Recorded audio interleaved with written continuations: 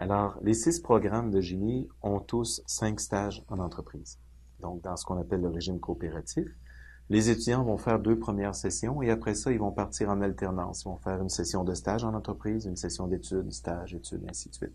De temps en temps, 2 sessions qui peuvent se suivre, mais il y a 5 stages qui sont à faire, dont 4 obligatoires s'ils veulent avoir la mention régime coopératif sur leur diplôme. Mais en général, les étudiants font tous leurs 5 stages. C'est une occasion aussi pour eux d'être rémunérés, ils sont payés. Donc, pour la durée, en moyenne, c'est environ 10 000 par stage, donc 50 000 pour leurs études. Les stages sont trouvés par un service, le service des stages et du placement. Alors, c'est eux qui vont faire le démarchage auprès des entreprises, qui vont préparer les étudiants à réaliser leur entrevue, qui vont veiller au placement des étudiants. Quand les étudiants sont en stage, le service va vérifier comment ça se passe et tout ça. À la fin du stage, l'étudiant doit également produire un rapport de stage. Il y a aussi un outil qu'on a développé qui lui permet finalement d'être un peu dans un mode réflexif. Quels sont mes objectifs durant ce stage-là? Et le coordonnateur de stage a accès à cet outil-là. Et le superviseur, le coordonnateur, c'est du service des stages.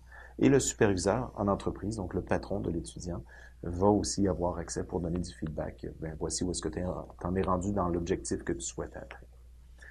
Donc, ça fait 1967, donc qu'on a implanté le régime coopératif. Ça fait plusieurs années, donc 25 ans cette année. Alors, la chose qui, bon, avant de répondre à la question, on a également les 2 programmes. On a le programme régulier et le programme coopératif. Alors, un étudiant qui ne voudrait pas faire de stage en entreprise ou ne pourrait pas faire de stage en entreprise peut faire le programme régulier. Le programme régulier est peu attrayant parce qu'il se trouve avoir une formation avec plusieurs trous. Quand les étudiants partent en stage, si lui s'en va pas en stage, ben il s'en retourne chez lui ou il s'occupe à faire autre chose, mais il n'y a pas de session d'études. Donc, ça fait un peu une formation en fromage gruyère avec plein de trous, là. Alors, on veut maintenir ces deux programmes-là, réguliers et coopératifs. Maintenant, quand je parlais de l'évaluation périodique des programmes de baccalauréat, quand on disait qu'on avait identifié plusieurs opportunités, c'en était une. Pourrait-on faire en sorte que lorsque les étudiants partent en stage, qu'ils voient vraiment, qu'ils soient capables de rattacher le stage directement à leur formation? En ce moment, les étudiants, pour prendre leur expression, ils vont dire, bon, je suis allé en stage dans la vraie vie. Donc, si les stages, c'est la vraie vie, qu'est-ce que c'est les programmes?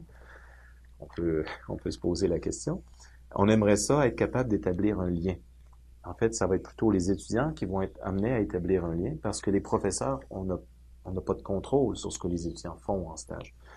Si les étudiants ont des difficultés, oui, ils peuvent faire appel à nous, mais très souvent, on ne sait même pas où ils partent en stage, sauf si on s'intéresse personnellement à où l'étudiant va en stage. Donc, on aimerait justement, avec l'histoire des 12 qualités du BCRPG, je peux pas croire que nos étudiants, quand ils partent en stage, vont durant 5 trimestres, donc ils ont 20 mois d'expérience en stage. Je peux pas croire qu'ils ne se développent pas sur le plan de la communication, sur le plan du professionnalisme, sur l'apprentissage continu, sur le travail en équipe. Ils développent plusieurs choses. Alors, ce qu'on aimerait, puis c'est ce qu'on va faire aussi quand on parle des modalités d'évaluation, on va élaborer des rubriques pour être capable d'évaluer justement les étudiants où est-ce qu'ils se trouvent. Alors, les étudiants devraient être capables, à partir des rubriques, de revendiquer des apprentissages qu'ils auront fait durant leur stage. Mais voici, à la dernière évaluation, vous avez considéré que j'étais à ce niveau-là, sur le plan de la communication. Ben, j'ai bien pris note du message et j'ai fait exprès dans mon stage pour me mettre dans des situations où je devais avoir à communiquer avec différentes personnes. J'ai développé des ressources, j'ai lu des livres. Et lorsque vous allez prendre votre prochaine mesure, vous allez voir que je suis plus là. Moi, j'estime que je suis rendu là. Alors, l'étudiant va avoir hâte à la prochaine évaluation, si je peux dire, pour est-ce qu'effectivement il y a eu une amélioration. Donc, je pense que ça va permettre à l'étudiant de revoir aussi la pertinence de son programme par rapport au stage. En ce moment, il y a vraiment un découpage. Il n'y a pas assez de liens. Je viens juste d'avoir un exemple, mais il n'y a pas assez de liens pour cet aspect-là.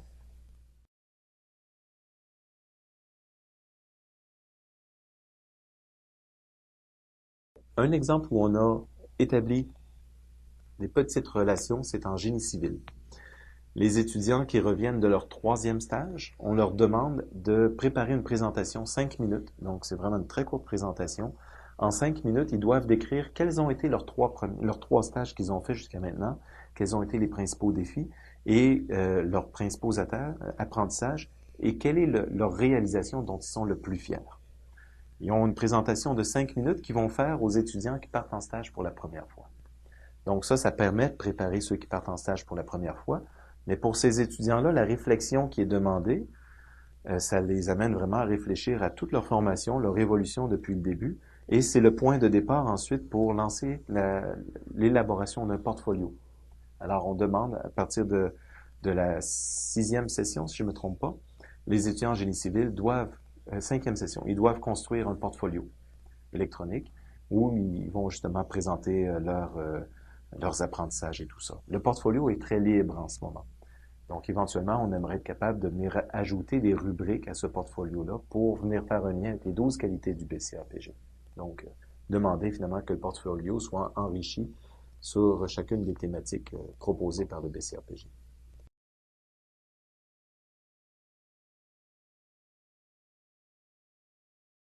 Ils peuvent écrire, il y a pas d'attendu comme tel. On leur demande finalement de partager leurs bons coups, les gaffes qu'ils ont pu faire et les leçons qu'ils en ont tirées. Mais de plus en plus, il est vu comme aussi un CV dynamique. Alors les étudiants vont se vendre, vont découvrir leurs forces, puis ils vont étayer leurs forces à partir de réalisations concrètes. Donc, un étudiant pourrait dire, j'ai développé vraiment un bon talent sur l'aspect diplomatique pour essayer d'approcher les gens, pour essayer d'aller chercher du financement. J'étais en charge de tel projet parascolaire. J'ai réussi à lever 55 000 $ pour la réalisation du projet. Puis l'année suivante, j'ai été chercher 62 000, ainsi de suite. Donc, ils vont réussir à étayer un petit peu leur point de vue. Mais c'est pas guidé, c'est vraiment en termes de réalisation professionnelle, mais c'est pas guidé de façon précise avec des objectifs, des thématiques très, très, très précises attendues. Oui, il est vraiment, l'intention première, c'est vraiment d'amener les étudiants dans un mode réflexif. Donc, l'étudiant, s'il se rend compte que vraiment il y a des lacunes, c'est pas la première fois qu'on lui dit et qu'il a vécu en stage, j'ai de la difficulté à être un bon joueur d'équipe, ben cet étudiant-là devrait saisir l'opportunité qui lui reste durant sa formation pour essayer de s'améliorer. Alors, il y aura d'autres opportunités, il y aura des projets à faire. Alors, il pourrait se donner comme objectif, je sais que je suis bon sur le plan technique, mais sur le plan relationnel, j'ai du travail à faire. Donc, ça va être une opportunité pour moi de venir développer ce plan relationnel. Alors, ils vont s'en servir dans un mode réflexif comme ça. Ajouter au portfolio, il y a un système de mentorat aussi. Donc, les étudiants sont jumelés avec des professeurs. Chaque professeur va prendre 3 à 4 nouveaux étudiants par année. Ils vont les suivre tout au long du bac. Alors, ils deviennent un petit peu comme des mentors ou des personnes, des ingénieurs d'expérience qui vont leur renvoyer en miroir un peu leurs questions, tout simplement. Mais à ma connaissance, il y a pas, on se sert pas du portfolio pour aller plus loin nécessairement dans les apprentissages. Il y a une évaluation du portfolio qui est faite. Je suis pas certain que c'est une note que l'on donne. C'est peut-être plus de type réussite ou échec. Mais essentiellement, l'étudiant, ce qu'il a fait de façon satisfaisante un portfolio, c'est la grande question qui se pose.